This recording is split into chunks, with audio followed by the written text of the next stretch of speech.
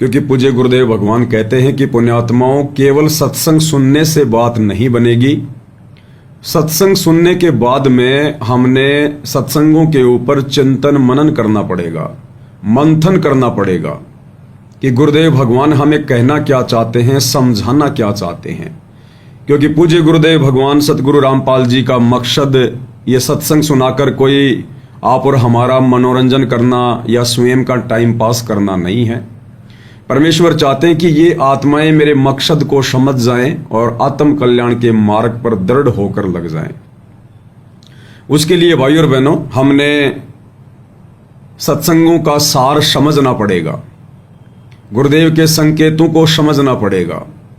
शब्द सैन सतगुरु की पिछाणी पाया अटल सुहाग रे। सतगुरु के सत्संगों में छुपे हुए संकेतों को जाने पहचाने बिना आप और हम अमरलोक शतलोक के लिए तैयार नहीं हो सकते। क्योंकि कुछ बातें गुरुदेव भगवान खुलकर नहीं कहेंगे, काल के साथ उनका एग्रीमेंट है। इसलिए गुरुदेव ने आप और हमें ये अनमोल तत्व ज्ञान दिया है। इस तत्व ज्ञान की रोशनी में हम गुरुदेव भगवान के जो दिल की बात है हम उसको जानेंगे, पहचानेंगे, और गुरुदेव भगवान क्या चाहते हैं, हमें कैसा एक भगत बनाना चाहते हैं, उस प्रकार से हमने भक्ति मार्ग पर दृढ़ होना पड़ेगा। तो भाई और बहनों, अब हमने भक्ति मार्ग का मास्टर बन जाना चाहिए। क्योंकि बिना भक्ति मार्ग के मास्टर बने आप और हम भगत भाई बहन लंबी रेस के घोड़े नहीं बन सकते हैं। और एक सत्संग में गुरुदेव भगवान ने हमें यही बताया कि इस दास का क्या मकसद है यहाँ 3-3 घंटे गले फड़वाने का। ये दास चाहता है कि तुम इस भक्ति के मास्टर बन जाओ, भक्ति के विद्वान बन जाओ, और कोई भी तुम्हें डगमग ना कर सके। इस ज्ञान आधार से तुम उसको तुरंत जवाब दो और उसको मुंह की खाके जानी पड़े। अब ये काल क्या करेगा भाई और बहनों, क्योंकि काल भी पीछे पीछे रहता है, पीछे पीछे।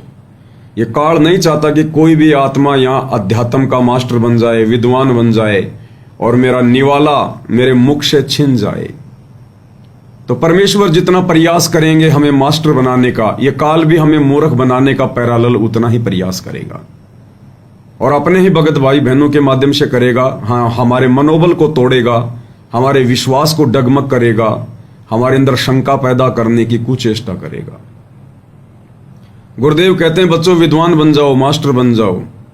और जब भगत भाई बहन अपने गुरुदेव के तत्व ज्ञान को आधार बनाकर भक्ति मार्ग के फैसले स्वयं लेना शुरू कर देते हैं ज्ञान आधार से, और जो भगत अहंकार में सड़ रहे होते हैं, जो नहीं चाहते कि कोई भी हमारे से ऊपर होकर चले, वो फिर तरह तरह की शंका पैदा करेंगे।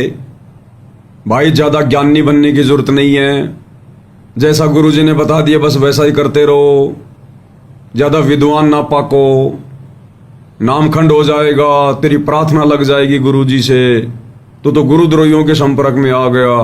तरह की बातें कहकर उस भगत को, बेचारे को फिर से जो है उसको नीचे गिरा देते हैं, उसके मनोबल को तोड़ देते हैं, और वो आत्मा फिर काल प्रेरणा से उन्हीं लोगों की चापलूसी करने लग जाती है।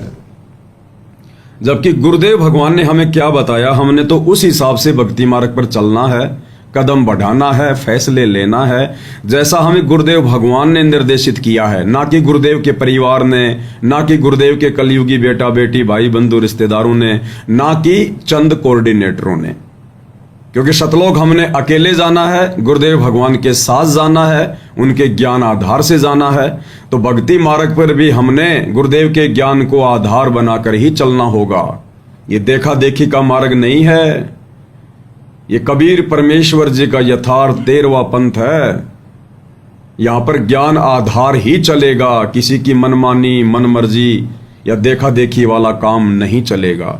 तो गुरुदेव क्या चाहते हैं, भक्ति मार्ग पर हमें कैसा भगत बनाना चाहते हैं, गुरुदेव के मुख कमल से सुनते हैं। अपने आत्मा दास का उद्देश्य ये केवल राम कथा सुनाना नहीं है, आपको विद्वान बनाना है ताकि आप मार ना खा जाओ, भविष्य में फिर काम ना बिगड़ जाए। और बहुत आसान तरीके से आपको समझाया जा सकता है। 1 बार 2 बार 100 बार बताऊंगा, अपने आप हृदय में समा जाएगी आपके। ये झूठ को हमने लाखों बार सुन लिया तो सच्ची होगी, सत्य को भी सैकड़ों बार सुनोगे अपने आप। सत्य तो है ही सत्य, या तो ऐसा जगह बना देगी फिर कोई तत्से मस नहीं कर सकता। इसी प्रकार भाई और बहनों, गुरुदेव भगवान के 2014 में जेल जाने के बाद में काल प्रेरणा से पीछे से गुरुदेव के कलयुगी परिवार ने, इन कोऑर्डिनेटरों ने, इन अज्ञानियों ने बेचारी नादान संगत को पूरी तरह से काल की गोद में बैठा दिया। झूठ पर झूठ, झूठ पर झूठ, पाखंड पर पाखंड, पाखंड पर पाखंड। गुरुदेव की हर एक मर्यादा तोड़वा दी, दुनिया भर के कुकर्म करवा दिए, ज्ञान विरुद्ध हरकतें करा दी, और बार बार गुरुदेव का नाम लेकर, गुरुदेव का आदेश बताकर।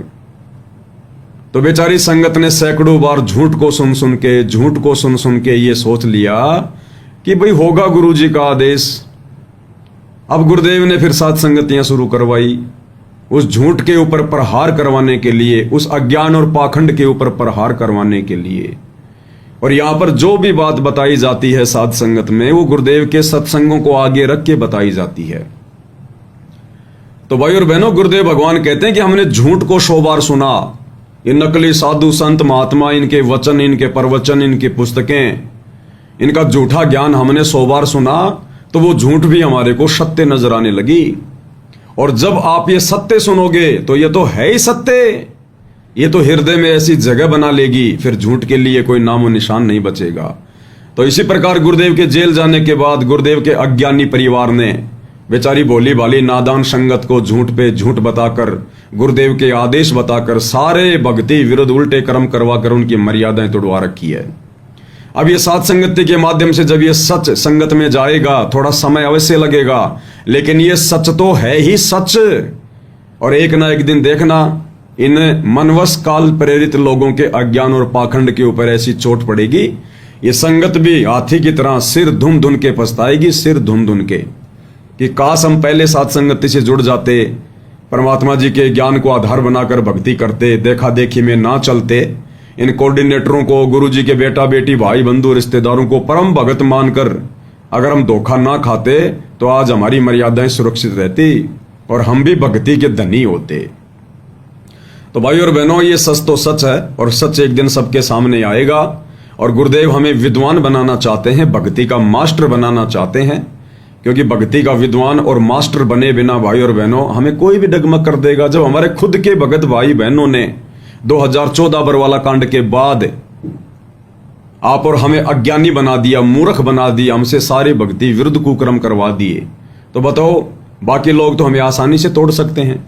इसलिए परमात्मा चाहते हैं कि तुम ज्ञान के सारे आगे बढ़ो, इन कोऑर्डिनेटरों के सारे आगे मत बढ़ो, मेरे बेटा बेटियों के सारे आगे मत बढ़ो। ये भक्ति मार्ग में सारा नहीं होता है, जीव कभी सारा नहीं होता है। सहारा लेना है तो पीव का लो, परमात्मा का लो, अपने गुरु का लो, गुरु के ज्ञान का सहारा लो।